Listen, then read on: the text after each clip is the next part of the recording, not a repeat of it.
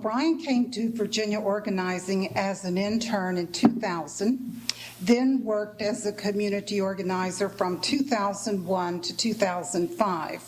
He spent a couple of years in Pennsylvania doing community organizing work before returning to Virginia in 2007. He is currently the organizer for Far Southwestern Virginia and works from Pulaski to the Kentucky border. What a trip. Since 2010, he has been the statewide director for Virginia Organizing. Brian grew up in Petersburg, Virginia, which is about 25 miles south of Richmond. He resides in Abingdon with his wife, Paige, and their daughters, Leah and Susanna. Thank you for agreeing to speak to us.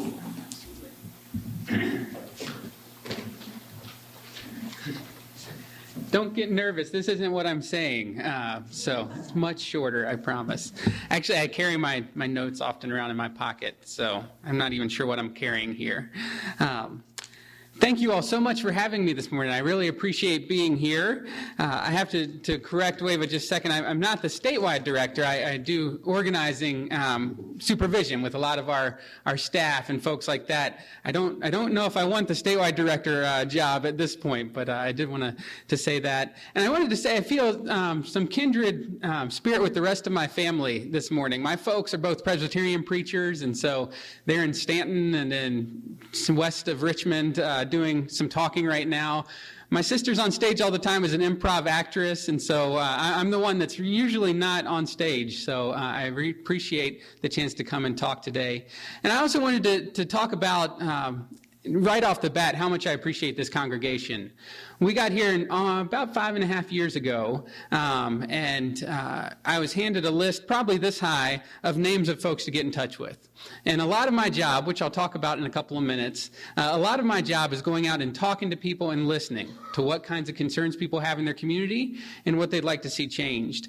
And I found very early on that there were several folks that kept mentioning UU of the Highlands or from the Meadowview area that were doing a lot of good work. And in fact, one of the first public meetings I attended was in this room talking about school board issues back in 2007 and meeting with several folks. And then we also had an event here where we brought about 35 folks from the tip of the Cumberland Gap all the way up to from Charlottesville. We had folks come down and do a workshop on grassroots organizing and the work we were doing. So this is a place that I feel has a reputation, at least in my mind, and the experience through relationships I've formed of doing a lot of great work in the community. So you know probably a lot of what I'm going to say today, but maybe I'll say it in a way that's somewhat useful, hopefully at the very least. But again, thank you all so much for having me. I could have talked about any of these principles when I looked at the principles of the UU, and just out of full disclosure, we bump around. I've kind of we've floated around in lots of different looking for our spiritual path, I guess, if that's some way to say that. And so it's nice to see familiar. We're often at the Friends meeting down in Abingdon, and these are the flags that hang in the chapel there. We've bopped around in different congregations, but what I really love about the UU is that this is on your front page as you walk in the door in these principles. And I feel like a lot of what I'll talk about could be any one of these 7. But I thought, as I was thinking about it, that I wanted to talk a little bit more focused this morning on democracy and the democratic process. And I don't know if it was because I'm seeing, every other TV commercial is for a candidate these days, or if it's because of the work I do. For whatever reason, I felt very called to talk about the democratic process and that principle right there. What is it, the 5th down, that says the right of conscience and the use of the democratic process within our congregation and in society at large. And part of the reason I wanted to let you all know how much I appreciate the role this congregation plays in the community right off the bat is because I know that there are lots of groups that talk about valuing the democratic process. And I really feel like groups like this, congregations like this, really try to live that out. And that's really what I want to talk about today and some of what we do. I wanted to make a couple of quick disclaimers. One is that, let's see if I find my place here. One I'd like to make the disclaimer about is that I'm going to talk a lot today about my work in my organization. And I want to just say that part of that is because I really feel like I'm one of the luckiest guys in the world because I get to do something that really is where I feel like my passion lies too.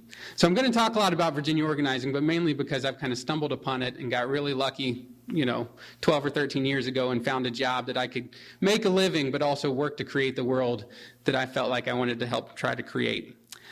The other thing, and the last disclaimer I'll put, is that I think that far too often democracy in this country and in lots of places, or not even democracy, it looks like this. It looks like a straight, white, middle-class guy talking like I have some kind of answers that you all may not.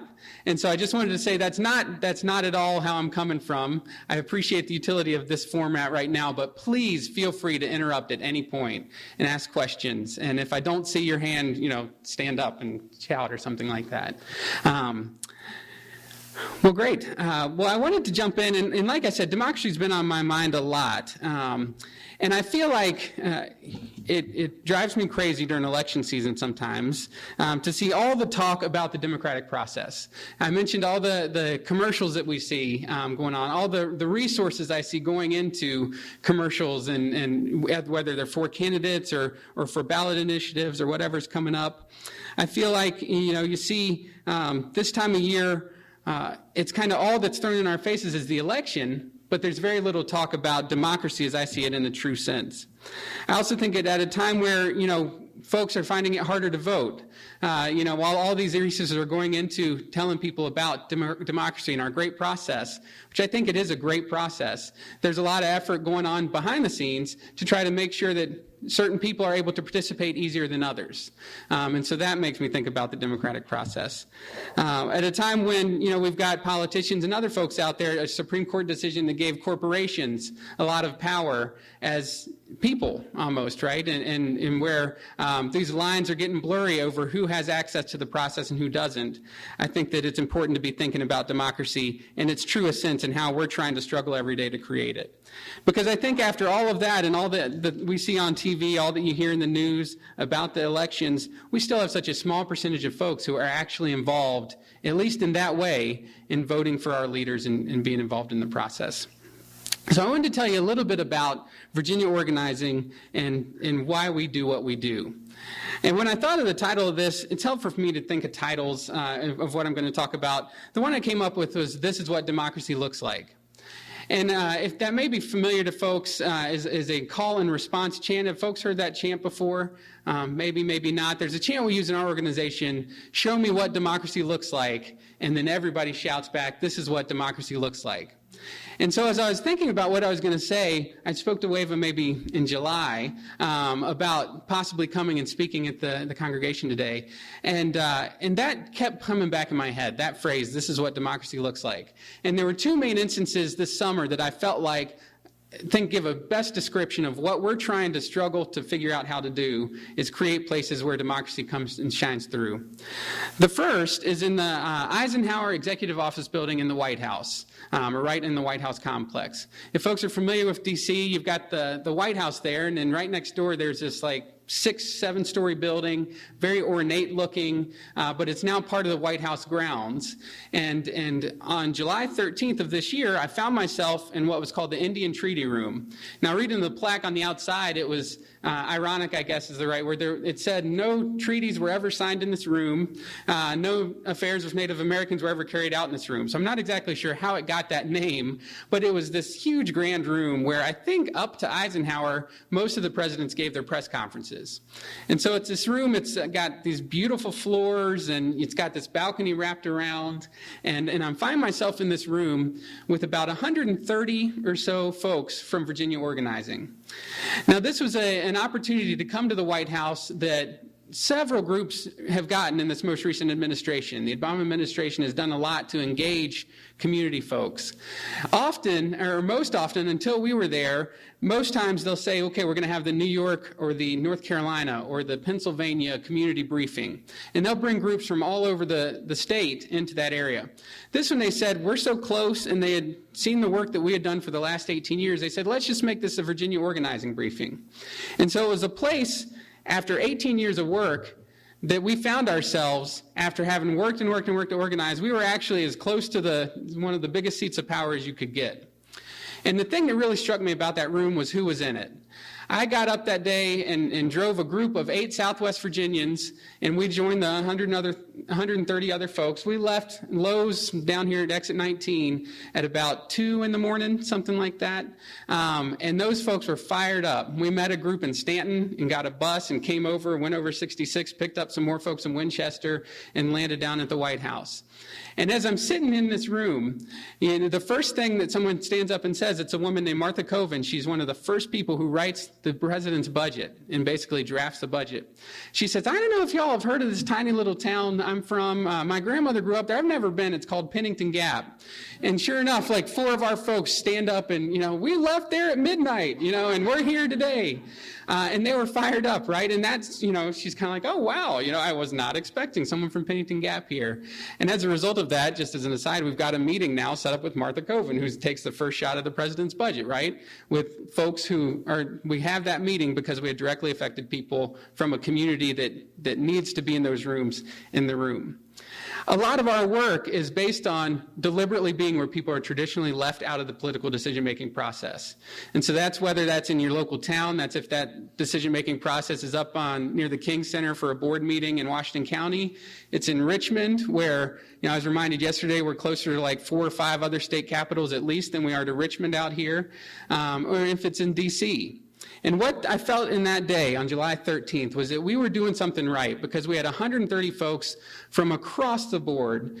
We had white folks, people of color, men, women, gay, straight, rich, very, very not rich. We had folks from across the spectrum in that room. And they were there because the White House, or someone in the White House, wanted to at least acknowledge and show that we had built enough power that they wanted to listen and hear to what folks from Virginia Organizing had to say. And so that was one time when I thought about it, because as we were ending that day, and they said, you all are one of the most fired up groups I've ever seen. But as we ended that day, we had the administration folks with us chanting, show me what democracy looks like, and all 130 of our folks yelling right back, this is what democracy looks like. So that was one time I thought about it today, or this as I've been thinking about today. The other was at a guy named C. Burt King's house. And I don't know if folks know C. Burt King, probably not. C. Burt King is the executive director, or I guess I don't know what his CEO, I think is the actual title, of Anthem Health Insurance Plans. And Anthem is the largest share of insurance plans in the state of Virginia. Anthem is a company a lot of our members had been fighting with for a long time on an individual level. We had attempted many, many times to meet with this man, and actually we had gotten set so that we were going to go meet with him, and then he's rescheduled about 5 or 6 times. We went during business hours to the office in at Anthem, which is in West End, Richmond, and they actually arrested our director and almost arrested our board chair because they wouldn't leave without a meeting. And so many times we had tried to build enough power to get Burt King's attention.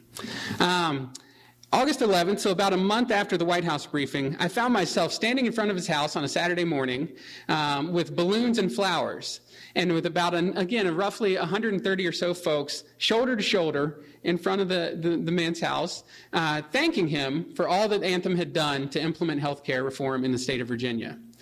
Now, he knew that we knew that the only reason he had done that is because he had had to by law. Right? He had had to just send out checks to lots of folks. Some of you might have gotten them because the new law makes sure that insurance companies pay 80% of their profits towards medical care. And anything more than that, or if they don't meet that 80%, they have to send it back to us. That's because of the new law. So we were thanking him for this. We were thanking him for the work that they were going to do to fight to expand Medicaid in the state of Virginia. Part of what the ACA does, and many people may know it, it would expand Medicaid in the state, which right now we're one of the worst states in the country in terms of what folks are able to get on Medicaid. And I think it's something like 33% and above of poverty level, and you're not eligible unless you're a child or a senior or can get on the rolls. And so this would be a great expansion. The week before we went to Mr. King's house, Anthem had purchased another insurance company for billions of dollars, and that other insurance company's specialty is working in the Medicaid market. So we knew that behind the doors of the General Assembly, these guys were going to be working really hard to try to get Medicaid expansion. The last thing they wanted to do was be public about it. And so we were trying to thank them and call on them to be public about it. And as I sat there watching this, again, very diverse group of folks, the thing that struck me is I was walking to the door with three other people. One was a retired Presbyterian pastor, African-American guy from Norfolk, who had had health issues of his own and had had to retire a little bit early and had been working for the last 5 years, almost full-time hours, with Virginia Organizing to try to figure out how to implement affordable health care in the state. The other was with an African-American woman who was a home care worker who herself didn't have insurance despite working 60 hours a week and taking care of folks that were either at the end of life or who were very sick and would not be able to be in the setting in their homes otherwise. And she was walking with us. And the third was a retired Anthem executive who used to be in charge of signing off on what the insurance company would cover. And a lot of his job was letting people know, oh, we found this pre-existing condition that we didn't know about when you signed up for the policy, and we're not going to be able to cover you. So as I was standing there, walking up with these three folks who really were part of a larger strategy committee that had set out, we want to go and visit Mr. King's house, and we want to figure out ways to move the ball down the field. These were folks from across the state who had figured this strategy out over the course of the last 5 years. They meet twice a month on the phone, people from as far as Jonesville to the Eastern Shore, and they are what I think about when I think about democracy and when I think about what it looks like. So I wanted to share just a little bit about how we do and why we do it. And I usually have an easel, so actually you're probably a little bit lucky because often the writing is terrible and it's slanting over to the side and you can't really read it. So you can think about it in your mind. When I think about organizing in democracy, I really think about direct action organizing, and that's what my organization does. And it's part of a puzzle of working for social change, but it's the piece that I feel like we do the best. And when I usually write on I'm totally blanking on the flip chart, yes. When I usually write on the flip chart is the 4 different ways that we think about when we think about going to try to make change. And the first thing, and I usually write them, I get all creative, and I write them going up. So try to envision that. The first one all the way on the left is direct service. So we think a lot about direct service. Folks are familiar with direct service groups. We've got a lot of great ones in the area here that meet immediate needs, and that is a huge issue that needs to be addressed. And we couldn't have folks come into meetings to try to figure out how to organize when they're worrying about putting food on their table or child care or things like that. So there are groups that their role in working for social change is direct service. And we are not one of those, but we really feel like obviously that's a huge need. The second is education. We do a lot of work, and we're getting ready to kick off another campaign around tax reform. And most folks, their eyes glaze over. My eyes usually glaze over when I think about tax and budget policy. But we work with some great groups that their whole role is educating folks out in the community and getting materials out that break it down in an understandable way so that you're not getting a 100-page document about tax reform. You're getting a couple of pieces of paper that tell you a little bit about the basics. The third is advocacy, and I usually use an example of my daughter, although I'm not sure how much more I can use this. My 2 little ones were here today, and they ran out with all the other folks too. I will just as an aside say I'm kind of glad because my folks are both ministers, so every Sunday growing up, I think I got really good at tuning out my folks because I had to listen to them speak in this manner, so they'd probably be drawing right now. But when I think about advocacy, I often say, and it's funny because now she's 5, but I used to start saying this, my 3-month-old, she would not be a great advocate for herself, right, in talking about children's health or education issues. And I laugh because I think, she's probably getting pretty close to where she could hold her own with a state senator. But she's 5.5 now, but I think that, groups that do advocacy, they really try to work with folks who otherwise wouldn't be able to advocate for themselves. And so we see that as the third. So we'd have direct service, education, advocacy, and where we see ourselves, and where I see myself, I guess, is in direct action organizing. And I think that the main difference in that is that we really try to create a structure, to create a democracy where the people most directly impacted by issues are the ones who are making decisions on how to try to go about changing them.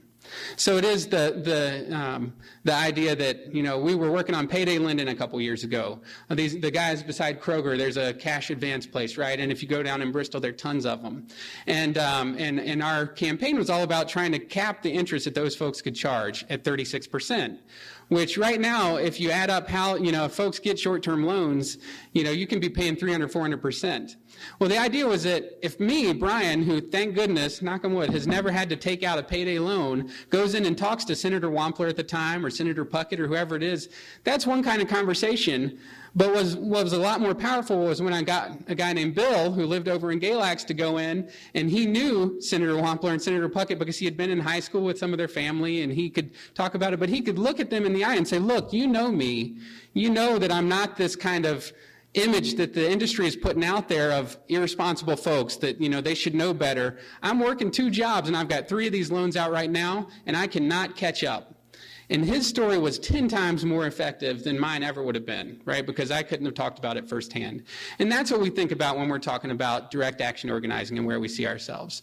And the reason I usually put it on the spectrum with all 4 of these things that I think are all 4 very important parts of social change is that the way we also think about democracy and think about organizing is also thinking a lot about power and who has it and who doesn't. And we feel like the direct service and education into things in the way that they're set up, usually have to work on accepting the current relationships of power, the current power structure. And down on our end of things, we work really hard to challenge existing relations of power. And that's, again, comes back to kind of how I see and view an effective and real democracy.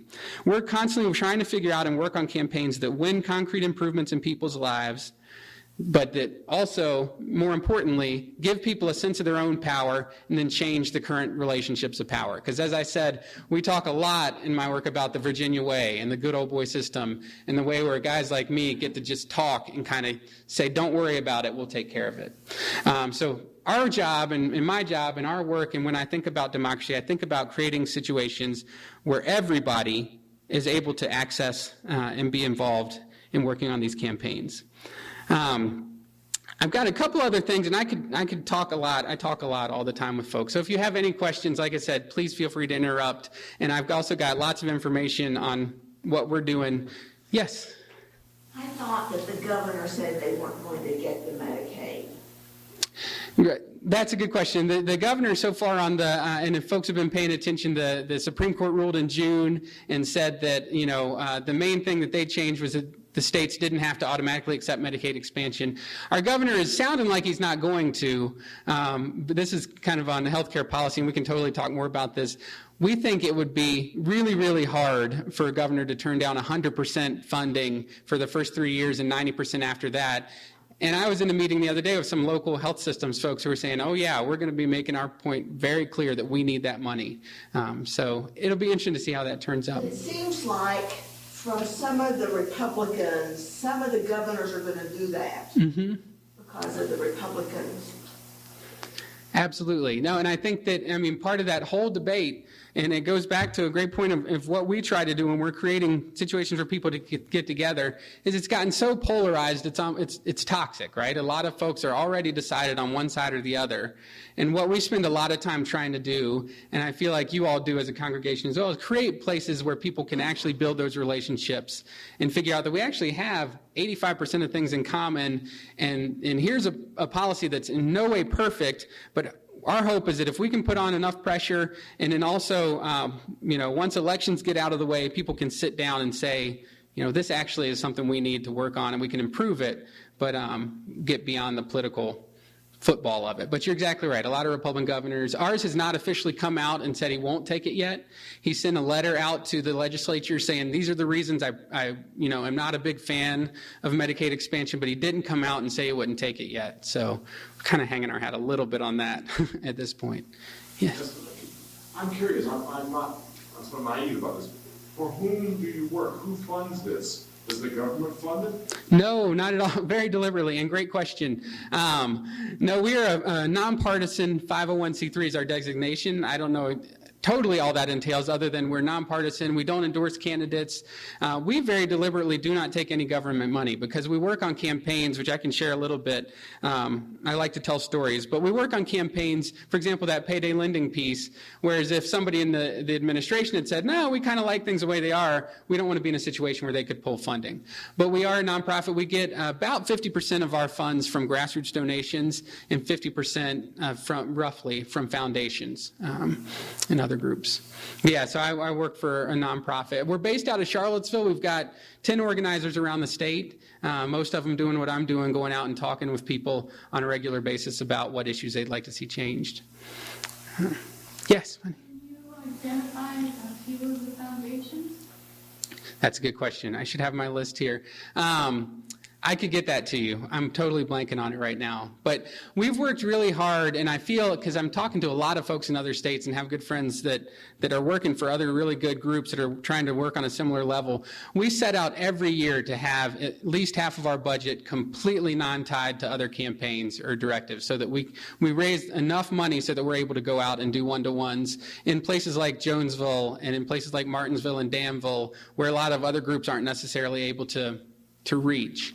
But yeah, so we don't have one or two big ones. We've got a bunch of tinier. So I can share a little bit just in wrapping up about some of the things we do and where I see. I talked a little bit about what democracy doesn't look like in my mind, but what it does. And we do three main things at Virginia Organizing. We do local organizing, so where we're going out and talking to as many people as possible in a community. My job is, like I said, when I got here, it was like, here's a list of folks, go out and talk to as many people as you can. And it really is starting with this idea that we don't have enough conversations in our communities right now where people are just talking about what issues are important and thinking about what they can work on together. So I'll go out and talk to, like I said, usually several hundred by the time we get to a point where we're calling a meeting. And those meetings usually look like, here are the folks we've talked to, and usually I'll ask what issues are important to you. So we'll write down again on the flip chart, what are all the issues people are concerned about in the local community? And then we'll ask a couple of questions in a meeting. We'll say, who is not in the room? Are we talking to everybody we should be in the area? And then we also ask, is a long-term multi-issue organization something that would be useful here? And if the answer is no, I say, I don't say that's great, but I say, there's plenty of other work. We're not going to force this on anybody. But if the answer is yes, then we'll work about going to try to form a chapter. And we are very deliberate about being where people have traditionally been left out of the process, right? I didn't even hear this growing up, even though I lived in it. But a lot of folks talk about the Golden Crescent in Virginia, which is kind of Northern Virginia, Richmond, Tidewater. In terms of that's where a lot of resources are. That's where a ton of people are. And as a result, that's where a lot of groups doing a lot of good work are. There aren't very many that are out this part of the state and working out in these communities.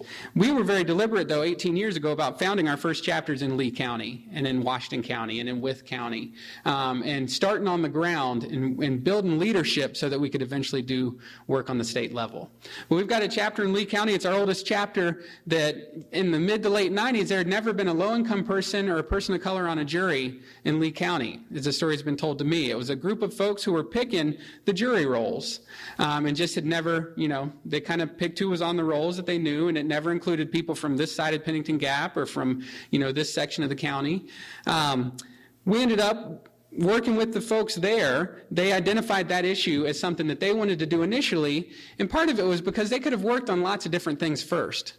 But they thought, we know there's a community of African-American folks in Pennington Gap that have been there for years. And we know there are a lot of low-income folks around who have never served on juries. This may not be the most important number one issue folks are talking about, but it's something that will allow us to build a chapter that brings in all these folks. And so they decided to work on that, and they got it changed to random selection, as it should have been years ago, right? But out of that, we're able to set themselves up to then, the next time around, work on some anti-bullying policies in the local school system. They had built kind of a reputation as a group that was reasonable in trying to bring people together. And also, we always have this kind of, give folks that you're trying to hold accountable every opportunity to do the right thing first. And I think that goes a long way, right? We went and we requested and we went through all the reins. And then we didn't get up and yell, right? Our folks are very disciplined and understand what they're doing when we're working on these campaigns. Right now out in Lee County, and it's also we've done a little bit of this in Washington County, but not as much. But we've done a lot of work on drug courts. And that's another example of something where folks, I wasn't here 10 years ago, but members out there were telling me we had 1,000 people in the Lee County Gymnasium talking about OxyContin and the problems that was, causing in the community. Those are painkillers that have been overprescribed and out in the community. And when I got here about 5 years ago, they were just settling a court case with Purdue Pharma, one of the largest drug companies, that said, yes, I was in the room when the guy said, I was here, my job was to look at a map of the United States and see, one, where people were medically underserved, and doctors were, seeing way too many people, and mix that with a map of where chronic pain was. And so in Lee County, you've got a lot of farmers, you got a lot of miners, former miners and farmers.